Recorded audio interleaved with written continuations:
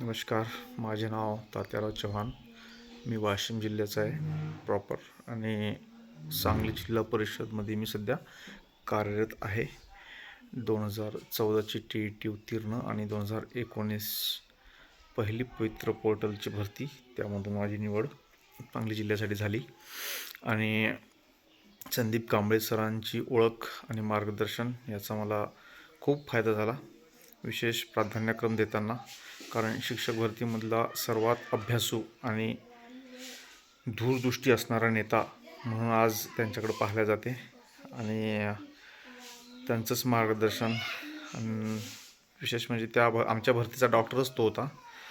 कारण आमच्या भरतीला पवित्र पोर्टल उभारण्यापासून तर भरती सुरळीतपणे पार पडण्यापर्यंत आणि त्यानंतरही 2 भरत्या झाल्या, त्या त्यांच्याच प्रयत्नाने झाल्या आणि त्यांनी आता स्वतःला वाहून नेलेलं आहे शिक्षक आणि भावी शिक्षकांसाठी.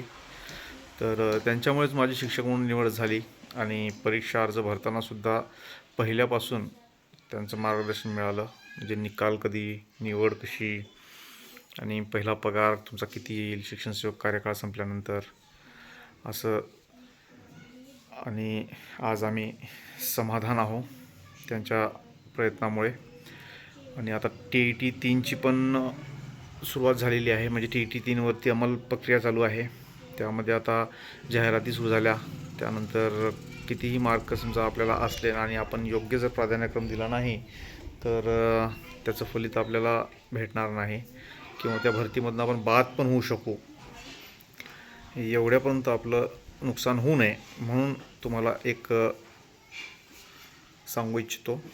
सरांचं मार्गदर्शन, कांबळे सरांचं मार्गदर्शन आणि त्यांच्या दूरदृष्टीचा उपयोग आपण नक्की करून घ्या. आणि त्यांनाही मी विनंती करतो की सरांनी ज्या पद्धतीने आमच्या वेळेस तेवढा डिजिटल मीडिया फेमस नव्हता, पण आज त्यांनी डिजिटल माध्यमातून तुम्हाला मार्गदर्शन करावं असं मी त्यांना विनंतीही करतो.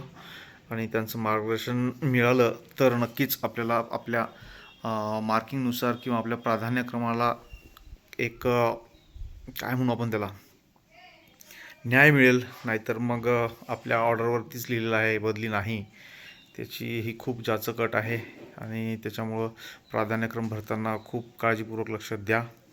आणि सध्या आपले जे डॉक्टर आहेत TET, TET, शिक्षक भरती आणि संबंधित मार्गदर्शनाबाबतचे, त्यांचं तुम्ही मोलाचं मार्गदर्शन घ्या. आणि आता ज्या जाहिराती येऊन राहिल्यात त्यानुसार आपण हे अभ्यास करा.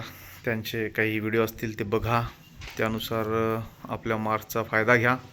आणि योग्य मार्गदर्शन मिळालं नाही तर शिक्षक म्हणून लागण्याचे स्वप्नही भंगू शकतात किंवा थोड्या मार्काने हुकलंय चुकलंय असं होऊ नये म्हणून आपण थोडं सावध राहावा, गाफील राहू नये. सर्वांनी कांबळे सरांचा नक्कीच उपयोग घ्या. आम्हाला तर खूप झाला. आमच्या बॅचला जवळजवळ 4,000-4,500 मुलं त्यावेळेस जॉईन झालेत. आमचे मित्र पण भरपूर आहेत. आता आम्ही संघटनेत पण काम करतो आहे. तुम्ही या, तुमचं स्वागत आहे. शिक्षक म्हणून तुम्हाला लवकर नियुक्ती मिळो. सांगली जिल्ह्यात जर आलात तर नक्कीच माझ्याशी संपर्क साधा, तुम्हाला मदत पण करू आम्ही. आणि एवढं बोलतो आहे आणि तुम्हाला शुभेच्छा देतो आहे. धन्यवाद.